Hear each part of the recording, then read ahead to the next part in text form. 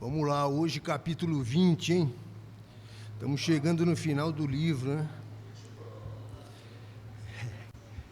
Como sempre, eu vou fazer um resumo aqui, um pequeno resumo do capítulo 19, né? Que o nosso irmão Léo fez, só para a gente refrescar a memória aqui, tá? Então, na aula passada nós vimos o quê? Que após o rei Davi ele se lamentar a morte de seu filho Absalão ali na batalha, né? Ele retorna para Jerusalém.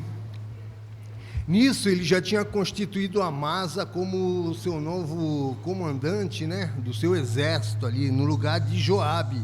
Hoje a gente vai falar bastante de Joabe, a personalidade de Joabe. E na próxima aula minha 23 também é bem interessante, tá? Eu já estou preparando a outra. Joabe já havia desobedecido ali o rei, né, matando seu filho Absalão. Além disso, Davi precisava o quê? Reconquistar o povo, porque até então, com essa revolta, o povo se dividiu, né, entre Davi e Absalão, né, por conta da revolta ali de Absalão. Mas eu quero citar aqui 3 coisas que mais chamou a atenção na nossa aula passada, que o nosso irmão Léo fez, né, são 3 pessoas aqui, tá, interessante. O primeiro é Simei, né? Vocês se lembram de Simei? É aquele que queria apedrejar Davi, lá no capítulo 17, inclusive eu fiz essa aula, e nós vimos no capítulo 19 Simei vindo pedir perdão a Davi, não é verdade? E Davi, então, ele poupa a vida de Simei mais uma vez. Segunda pessoa é Mefibosete, né, que se encontrava ali no estado lastimável ali, né, em péssimo estado. Mefibosete foi enganado ali pelo seu servo, né, e permaneceu ali durante muito tempo até Davi retornar, tá? Só que a sua atitude em não fazer questão ali das terras, né, que de fato lhe pertenciam, isso aí chamou a atenção de Davi e demonstrou ali uma sinceridade de sua parte, né? E a terceira pessoa aqui para terminar é o velho Barzilai, né, que era um senhor ali muito rico e que ajudou Davi nas suas necessidades, né? Ele forneceu ali alimento, suprimento antes da batalha ali contra Absalão, seu próprio filho, tá? Então, aqui a gente vê, resumindo, que Davi perdoou aquele que lhe fez mal e agiu com bondade, né? Aquele que lhe ajudou também nas suas necessidades. Então, a gente vê que tanto a bondade quanto a disposição de perdoar, né, são atitudes que só vão, como é que eu posso dizer, multiplicar os benefícios na nossa vida, tá? Até porque bondade e perdão são dons divinos, né? São atributos do próprio Deus, tá?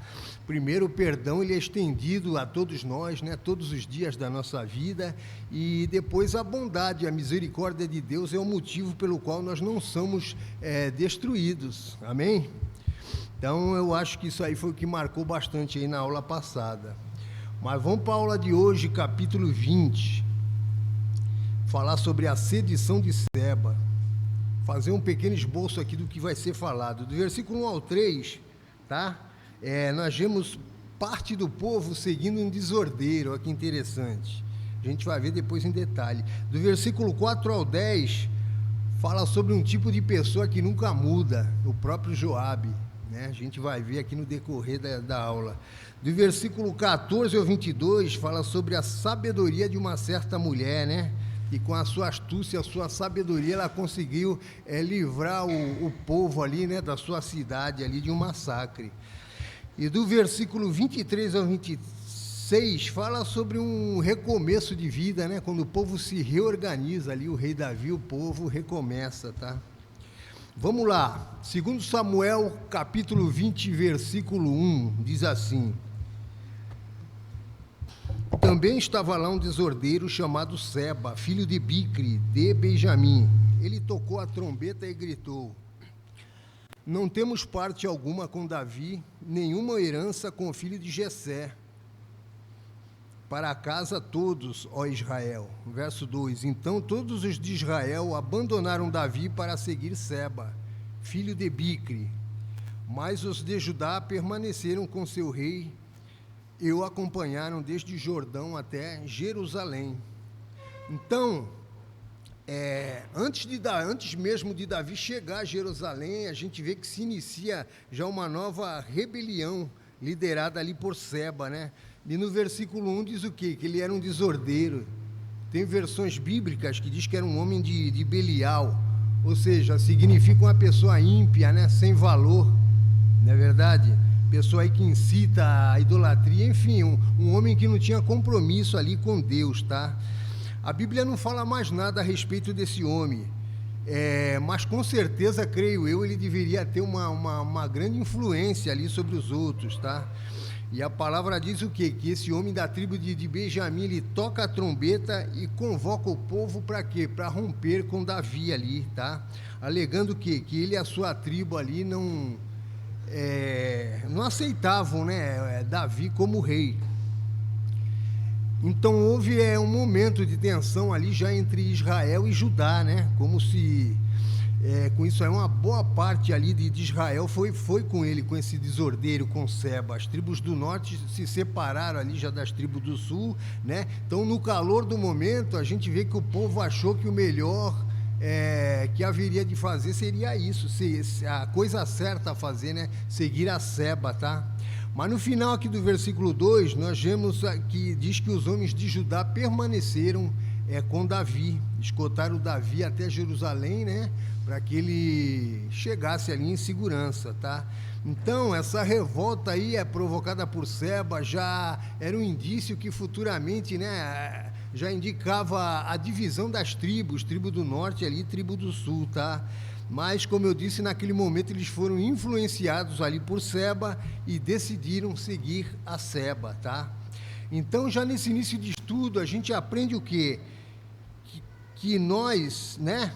Somos nós quem decidimos a quem nós devemos, né, seguir. Então, na verdade, ninguém obriga ninguém a nada, né? A gente vê que no meio de toda aquela confusão, o povo optou por seguir um desordeiro, né? Quem era Seba?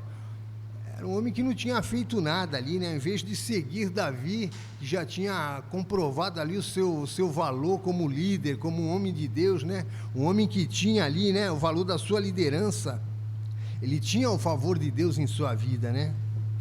Então, os resultados da nossa vida são determinados pela escolha que nós fazemos ali e muitas vezes através de influências, tá? Então, a gente tem que tomar cuidado. Versículo 3.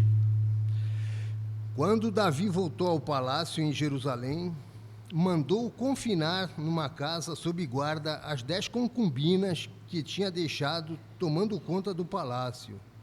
Ele as sustentou, mas nunca mais as possuiu. Ficaram confinadas, vivendo como viúvas até a morte. Então, após Davi e os judeus seguirem sua jornada, né, retornam ali para Jerusalém, porque o resto do povo seguiu ali a Seba, né? Ao chegar em Jerusalém, Davi, ele estabelece ali a sua autoridade, né? E a primeira providência tomada ali acerca do seu harém. Aqui é interessante também. Ele declara que aquelas 10 mulheres que haviam sido abusadas ali, violentadas, né, por Absalão, ele determina que elas vivessem ali como viúvas, né? Até o último dia ali da sua vida. A palavra diz que Davi continuou a sustentá-las, mas ele nunca mais se relacionou sexualmente com elas, tá? Na verdade, logicamente, essas mulheres eram inocentes, né? Elas foram violentadas, tá? Só que é bom entender aqui, né, o que eu quero dizer, né? Esse confinamento perpétuo talvez não fosse a pior desgraça na vida dessas mulheres, né? Levando em conta que isso aí foi numa época ali, né, em que, na verdade, as mulheres não tinham muita opção de vida, não tinha como elas se reunir, sair dali, tentar um novo início de vida em outro lugar, né? Na época não tinha essa possibilidade, elas sozinhas ali tentar um recomeço de vida. Então, como eu digo assim, tendo em vista o contexto, né, da época, Davi foi misericordioso, concedendo ali asilo para elas e sustento durante toda a sua vida, né? Com certeza, mas, né, vou frisar isso, com certeza elas foram vítimas de um mundo injusto, né? Tu queria falar, Dal?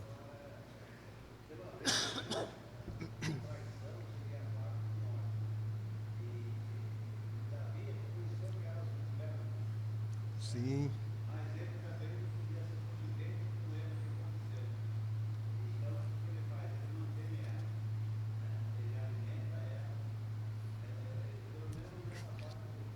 Né? Deu asilo, pelo contexto ali da época, né? É bom entender isso para não achar que... Versículo 4. E o rei disse a Amasa: convoque os homens de Judá e dentro de 3 dias apresente-se aqui com eles.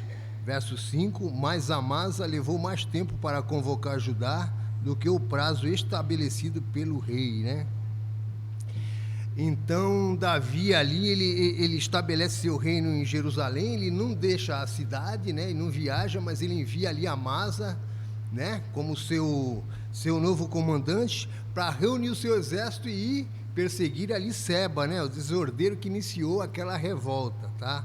Então, iniciaria ali um novo confronto. A gente vê interessante, as coisas tinham até melhorado ali para Davi, não é verdade? Quando ele conseguiu, na verdade, se livrar de seu próprio filho Absalão, né? Só que uma nova tempestade se forma ali na vida de Davi ali, né? Ele tinha acabado de vencer uma rebelião liderada ali pelo seu próprio filho Absalão e já surge uma nova rebelião liderada agora por Seba, né? Esse desordeiro ali, tá?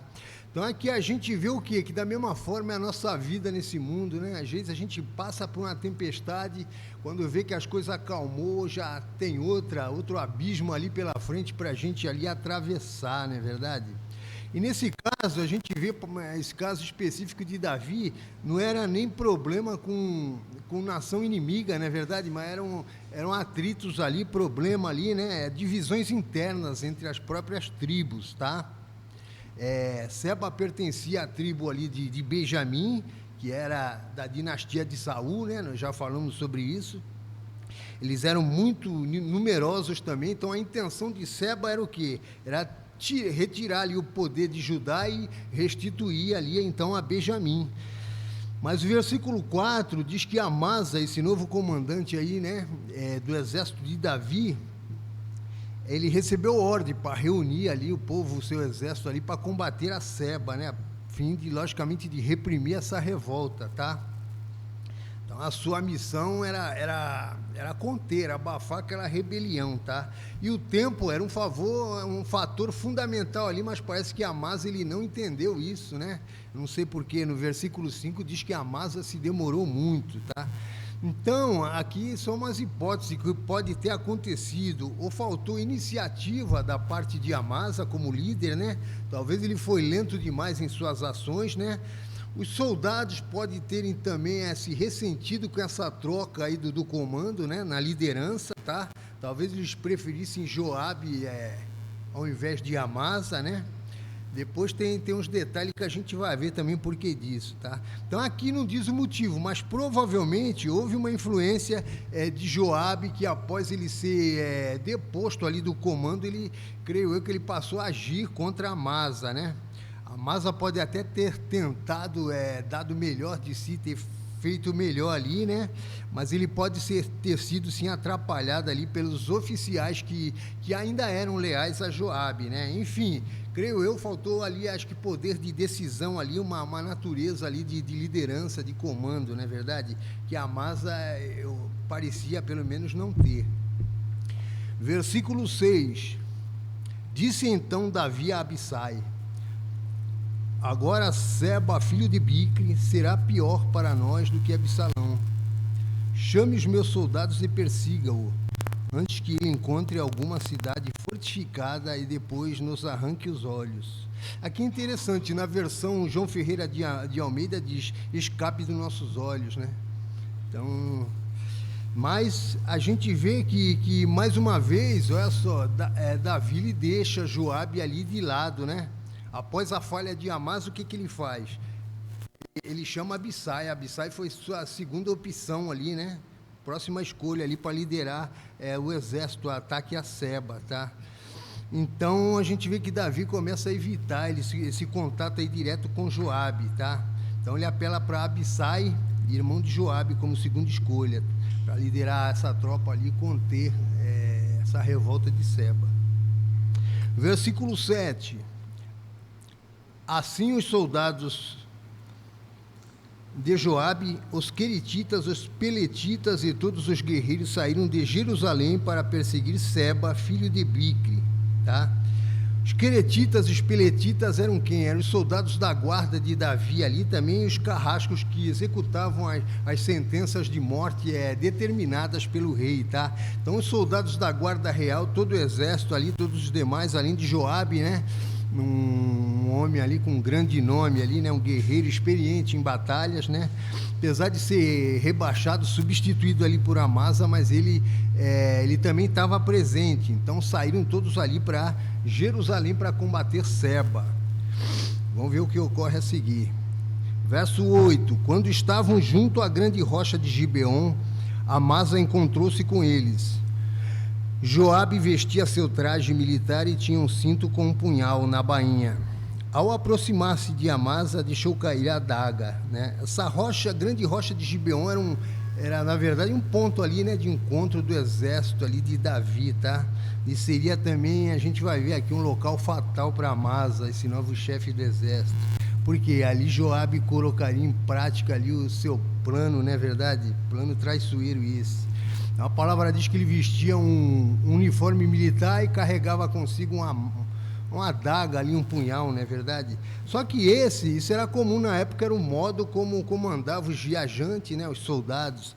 Então ele se aproxima de Amasa a fim de, né, de saudar o novo comandante esse que ele até considerava como um usurpador, né, tinha tomado o lugar dele, né, no seu posto de comandante. Então ele deixa cair ali a adaga, né? Creio eu, já provavelmente com segundas intenções, não é verdade? Uma atitude premeditada. Versículo 9 diz, ele diz, né? Como vai, meu irmão? Disse Joabe, pegando Amasa pela barba com a mão direita para beijá-lo, né? O ato de segurar pela barba para beijar, isso é costume até hoje entre os turcos e os árabes, né? Isso aí não era um sinal de boa-vinda entre amigos ali, né? Quando algum deles retornava, às vezes, de uma longa jornada, de uma viagem, tá? Então, isso era um símbolo de respeito ali, de bondade, tá? Só que no caso de Joabe, era uma prova ali da sua falsidade, né? Da sua hipocrisia. Essa passagem, ela me lembrou lá, Lucas 22:47, quando o Senhor Jesus, ele é traído com um beijo, né? E aqui Joabe, ele age da mesma forma com Amasa. Foi um beijo traiçoeiro. Vamos ver aqui o versículo 10. E Amasa, não percebendo o punhal na mão esquerda de Joabe, foi por ele golpeado no estômago. Suas entranhas se derramaram no chão e ele morreu, sem necessidade de um segundo golpe. Então Joabe e Abissai, seu irmão, perseguiram Seba, filho de Bicri, né? Então Joabe, fingindo ali uma amizade, né, com seu comandante e primo, né? Eles eram primo também, tá? Então Joabe acaba ali matando Amasa. Era a sequência da profecia de Natã ali a Davi, não é verdade? Quando ele diz que a espada não se apartaria da sua casa, né? Então, aqui, creio eu, aquela adaga, aquele punhal na mão de Joabe, a princípio não parecia uma ameaça para Amasa, não é verdade? Então ele entendeu que Joabe está simplesmente pegando a arma que ele deixou cair ali no chão, e também, como eu disse, pelo fato de eles serem parentes, eram primos ali. Então acho que Amasa não desconfiou dessa trama aí de Joabe.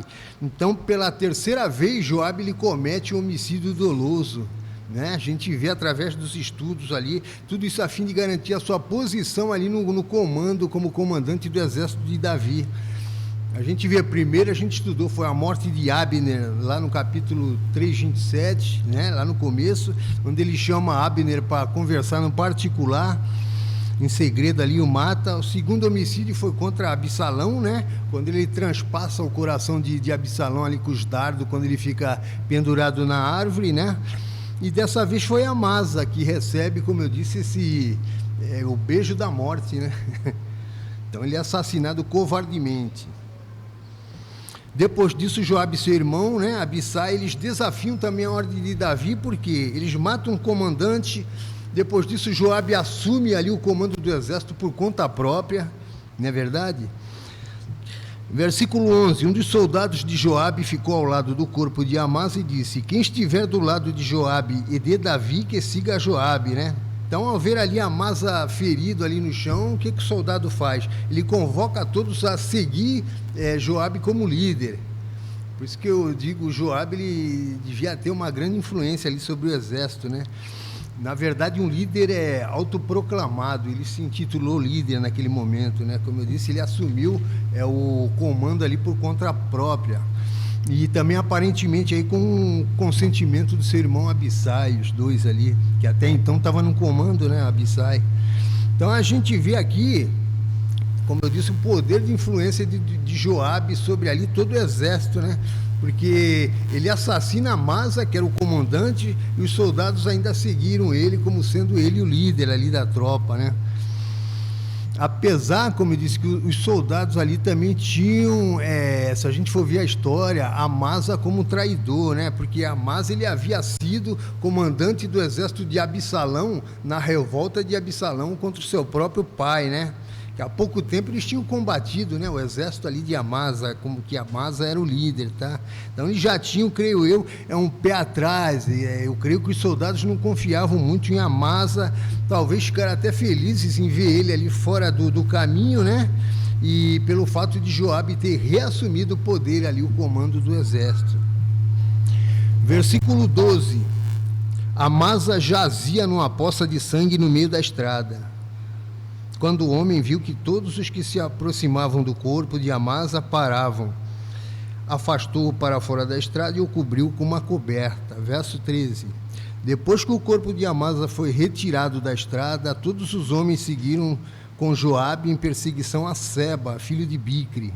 Então, o fato de Amasa estar ali ensanguentado no meio, né, da estrada, onde o exército estava passando a tropa, isso aí chamava, logicamente, a atenção, né, dos soldados combatentes, porque eles paravam para ver ali Amasa agonizando, né, numa poça de sangue ali. Então o homem tira ali o corpo de Amasa do caminho, cobre com um pano ali com a coberta, em seguida, né, a tropa passa, seguindo ali Joabe. Versículo 14. Seba atravessou todas as tribos de Israel e chegou até Abel Bet-Maaca, e todos os beritas se reuniram para segui-lo, né? Então, na verdade, Seba, esse desordeiro aí, né, organizou ali uma tropa, e ele saiu sobre todo Israel ali, incitando o povo ali contra Davi, ou seja, ele estava batalhando por recrutas, na verdade, ali por seguidores, e dessa forma ele viajou, cruzou todo Israel, foi chegar ali no extremo norte, né, e foi parar nessa cidade ali, Abel Bet-Maaca. Isso aqui era por volta de 48 quilômetros ali da Galileia. Depois diz que os beritas se uniram a Seba, né? Esse povo também não é mais citado na Bíblia, os beritas, né? Não existe mais informações sobre eles. Versículo 15.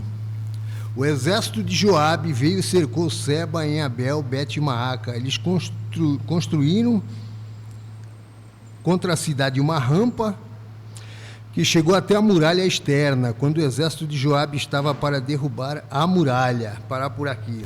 Então, como Seba tinha a seu favor somente esse povo, os beritas, né? Então não teve como ele enfrentar o exército de Davi. Qual foi sua opção? Eles foram se refugiar nessa cidade aqui, né? No extremo norte ali da Palestina, Abel Bet-Maaca, tá? Essa cidade possuía muralhas, porém Joabe cercou a cidade, né, a fim de derrubar essa muralha ali para destruir a cidade. Então isso significa o quê? Que a cidade inteira ali pereceria, né, seria destruída por causa desse desordeiro que conseguiu ali um certo número de seguidores, né? Porém, Joabe é determinado a provar ali a sua lealdade a Davi. Ele continua, né, o cerco à cidade, a perseguir Seba, nem que tivesse, como diz a palavra, que destruir ali a cidade inteira, né, que pretendesse abrigar a Seba, tá? Então a perseguição continua, como diz aqui, eles construíram uma rampa, né, contra a muralha externa ali da cidade, né? E o exército de Joabe estava pronto ali, determinado a derrubar a muralha, invadir a cidade, né? Aí vem uma parte interessante, a gente vê aqui que existem, ó, só, personagens bíblicos que não tem nem o seu nome citado, né? Seu nome citado, né? Mas se destacam pela sua atitude, pela sua sensatez, não é verdade? Pela sua atitude correta. Um exemplo disso, a gente vai ver agora essa mulher sábia que aparece aqui no versículo 16, ó. Uma mulher sábia gritou da cidade: ouçam, ouçam, digam a Joabe que venham aqui para que eu fale com ele, né? A partir daqui a gente vai ver a consequência aqui, o poder do grito, né, dessa mulher sábia, como diz a palavra, né? Então, a princípio, quem era essa mulher? Ela surgiu ali do nada, né? A Bíblia não menciona nem o nome dela, sabemos apenas que ela morava ali, né, na cidade de Abel, local para onde o desordeiro Seba ali seguiu, que invadiu e se refugiou, né? A palavra diz que ela era dotada de muita sabedoria e que, então, é mais uma pessoa que, creio eu, deveria exercer uma grande influência sobre o povo daquela cidade, né? Porque entre todos os moradores ali, homens e mulheres, foi ela que tomou à frente ali a iniciativa de vir conversar ali com Joabe, né?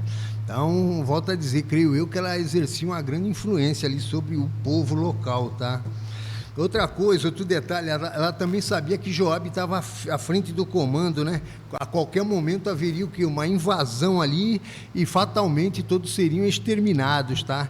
Então ela chega ali à beira da muralha para poder conversar com Joabe. Ela grita solicitando a presença de Joabe, né? E o grito dessa mulher não foi um grito em vão, mas foi fundamental ali para quê? Para desfazer os laços de morte que cercavam aquela cidade e o seu povo. Versículo 17. Quando ele se aproximou, a mulher perguntou: tu és Joabe? Ele respondeu: sim. Ela disse: ouve o que a tua serva tem para te dizer. Estou ouvindo, disse ele. Então, a princípio, ela quis ter certeza de que estava falando com quem estava no comando ali, né, do exército. Então, ela procurou a pessoa certa para falar, a pessoa que poderia, enfim, resolver aquela situação, até porque só Joabe, né, como sendo o comandante ali do exército, só ele poderia conter ali os soldados, né. Então, essa mulher, a princípio, vê, ela diz a tua serva, ela assume uma posição ali de subordinada, né? Demonstrando, a princípio, ali uma extrema humildade, né? Mas também com muita coragem, né? Com muita ousadia, até porque ela faria um pedido a Joabe. Versículo 18, e ela prosseguiu: antigamente se dizia, peça conselho na cidade de Abel, e isso resolvia a questão. Então ela conta ali, ela inicia o diálogo ali contando a Joabe a sua fama, né, como provedora de sabedoria, conselheira, como uma pacificadora também, né. Ela defende esse caráter pacificador daquele local, daquela cidade, que desde a antiguidade era chamada para resolver questões, né, dali de gente de outras cidades também, pessoas de outras cidades. Versículo 19. Nós somos pacíficos e fiéis a Israel. Tu procuras destruir uma cidade que é mãe em Israel. Por que queres arruinar a herança do Senhor, né? Então ela pergunta a Joabe por que ele pensaria em destruir, né, aquela cidade ali. Destruir aquela cidade seria como destruir ali a mãe de Israel, seria destruir a herança ali do Senhor. Verso 20 e 21. Respondeu Joabe: longe de mim uma coisa dessas, longe de mim arruinar e destruir essa cidade. Não é esse o problema. Mas um homem chamado Seba, filho de Bicre, dos montes de Efraim, rebelou-se contra o rei Davi. Entregue-me esse homem, iremos embora. A mulher disse a Joabe: a cabeça dele será jogada do alto da muralha. Então, né, Joabe, ele respondeu à mulher que ele não estava atacando a cidade em si, né, que a sua luta não era contra os habitantes daquela cidade ali, mas sua luta, sim, era contra Seba, que estava abrigado naquele local, naquele povoado. Então, ele queria apenas aquele rebelde ali, né, que na verdade, ele quis conduzir o povo ali contra o próprio rei Davi, né, sendo o mentor daquela rebelião, tá?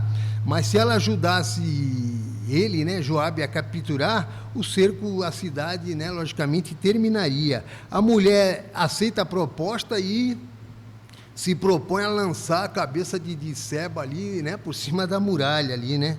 Joabe aceita ali o acordo, tá? Então ele entendeu que o povo daquela cidade, na verdade, não tinha acolhido Seba, né, nem a sua causa ali, não é verdade? Então, ela se comprometeu em lançar ali a cabeça de Seba por cima da muralha em troca da vida daquele povo, né? Então, volto a dizer, a sabedoria, a coragem, né, daquela mulher ali resultou no livramento de uma tragédia ali, se livrou o seu povo, porque no caso de uma invasão, fatalmente todos seriam aniquilados ali, né? E o inocente, né, não deveria pagar pelo culpado, né? Os habitantes daquela cidade não seria correto pagar pelos erros de Seba, né? Então, na verdade, a gente vê aqui que Deus levantou essa mulher aí para fazer, para conversar com Joabe e fazer Joabe retornar ao seu objetivo, que na verdade era Seba, ali o desordeiro mentor daquela rebelião, né? E não o povo daquela cidade. Versículo 22. Então a mulher foi falar com todo o povo, dando seu sábio conselho. Eles cortaram a cabeça de Seba, filho de Bicre, e a jogaram para Joabe.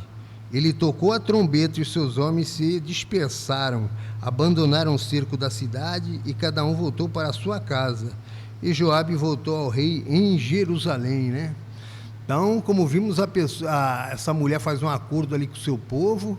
Vão buscar Seba ali, né? Entregam a sua cabeça a Joabe. A cabeça é jogada, né? Literalmente ali por cima do muro, cessando dessa forma ali o ataque àquele local, à cidade, né? Então Joabe obtém sucesso, né, na sua missão. Ele se intitulou chefe do exército, mas conseguiu ali reverter a situação, né, naquilo que ele se propôs a fazer. Ele retorna ali, toca a trombeta, reunindo o exército e retornando ali para Jerusalém com a sua tropa, né? Então, volto a dizer aqui, a gente vê que Joabe era o tipo de pessoa, era um homem que ele buscava os resultados a todo custo, né? Ele não media esforços ali para, né? Era um homem dominado, na verdade, pela ambição, né? Estava disposto a qualquer coisa para obter ali sucesso, resultado nas suas ações, e assim foi nessa sua empreitada, né? Enfim, ele queria, na verdade, lugar de destaque, né? Então, o que eu quero dizer, é muito comum também nos dias de hoje, a gente vê isso, né? A gente vê que o mundo também costuma aplaudir gente assim. Ó, isso é até um pouco do que eu vou falar daqui a pouco na pregação, né? E o versículo 23 confirma o que acabou de ser falado, né? Versículo 23, ó. Joabe comandava todo o exército de Israel, né? Enfim, ele conseguiu ali obter o comando do exército. Benaia, filho de Joiada, comandava os queretitas e os peletitas. Então, finalmente, a sedição de Seba ali foi contida, né, daquele desordeiro, quando Joabe reassume o comando ali das tropas, mesmo contra a vontade de Davi. A gente viu que Joabe, ele era assim um homem perigoso, não é verdade? Parecia que ele tinha muita influência ali sobre Davi, talvez até pelo parentesco. Ele era sobrinho, né, de Davi, filho de uma de suas irmãs, né? Davi também não se fez nada para se opor a ele, mesmo quando Joabe o contrariava. Ele desobedeceu às ordens de Davi muitas vezes, né? E a gente vê aqui que, assim como Davi foi indiferente com seu próprio filho Absalão, ele foi também com Joabe, né, seu sobrinho, né, com seus atos ali de violência ali, né, que ele cometeu. Mas talvez Davi, ele tenha deixado as coisas ali como estava. Davi também aqui ele já estava numa idade já meio avançada, não é verdade? E Joabe também, se a gente vê, ele foi importante ali, tanto na unificação de Israel, quanto no restabelecimento do reino ali, né, de Davi, o reinado, a restauração do reinado de Davi, né? Porém, o pecado do que é errado é errado, e o pecado de Joabe, ele não foi esquecido. A gente vai ver mais para frente, mais tarde ali, Davi vai instruir Salomão, seu filho, quando ele herda o reino ali, né, para ele tomar providência acerca da vida de Joabe. Já estou adiantando aqui, né, quando Salomão se tornar rei. Então, Joabe se manteve no cargo até, a gente vai ver isso mais tarde nas outras aulas, até a conspiração lá de Adonias, né, onde ele é morto finalmente ali por Abissai, tá? Mas os destaques desse estudo de hoje fica por conta de quem? Seba, né? Que quis ser ali o líder, o cabeça, e ele literalmente acabou perdendo, né, a cabeça, não é verdade? E também essa mulher sábia, que com coragem, com a sua astúcia, um diálogo, ela conseguiu ali evitar uma tragédia, né? Então vale a pena destacar as qualidades ali dessa mulher, que foi corajosa, foi sábio, hábil, não é verdade? Pacificadora. Ela demonstrou possuir, né, todas essas qualidades, enfim. E aqui, então, o capítulo termina com uma lista dos principais assessores de Davi. Também é interessante ver que Davi realmente tolerou ali os excessos cometidos por Joabe, pelo fato dele aparecer nessa lista ali dos administradores reais de Davi, né? Na próxima aula minha vai falar sobre os 30 lá, os guerreiros mais importantes, porém lá o nome de Joabe não é citado, né? Mas aqui, como os administradores reais, ele está. Então, como vimos, no versículo 23, diz que Joabe comandava ali todo o exército, né? Benaia, então, era o líder dessas tropas especiais, né? Os queretitas e os peletitas, como eu disse. E versículo 24, Adorão era responsável pelos trabalhos forçados, Josafá, filho de Ailude, era arquivista real, né? Então, Adorão era o responsável ali, né? Era o comandante dos que estavam sujeitos aos trabalhos ali forçados, né? Depois ele permanece ainda, esse aqui permanece no cargo por muito tempo, durante o reinado de Salomão, por 40 anos, né? E ainda alcançou o reinado de Roboão, a gente vai ver em 1 Reis, né? Então, ele serviu a 3 reis. Depois fala de Josafá, né, que era o cronista, ou seja, anotava ali os eventos importantes, né, para relatar ao povo. Versículo 25, Seva era o secretário, Zadok e Abiatar eram sacerdotes. Então, servo, na verdade, era um ministro que cuidava ali das finanças, né, dos direitos ali do Estado, né, do reino de Davi. Depois fala dos sacerdotes, ou seja, esses são os principais sacerdotes depois dessa restauração ali do reino de Davi, né, depois desse recomeço. Versículo 26, Eira de Jair era sacerdote de Davi. Esse aí era uma espécie de conselheiro, um ministro ali de Davi, tá? Mas o fato é que Davi finalmente conseguiu, né, reorganizar ali o seu reino, né? Tudo graças ao quê? A ajuda, a misericórdia de Deus. A realidade é essa, né? Que nós aprendemos o quê? Tendo ali como espelho essa vida ali de Davi, né? Nós podemos sim passar por situações adversas, todo mundo passa, né? Situações essas motivadas aí pelos nossos erros, pelas nossas falhas, que é comum no ser humano, porém, quando a gente se dispõe a retornar ali, né, para Deus, não é verdade? Ele vai nos acolher, como diz o nosso irmão Valmir ali, né? Deus é bom o tempo todo, amém? Deus abençoe a todos.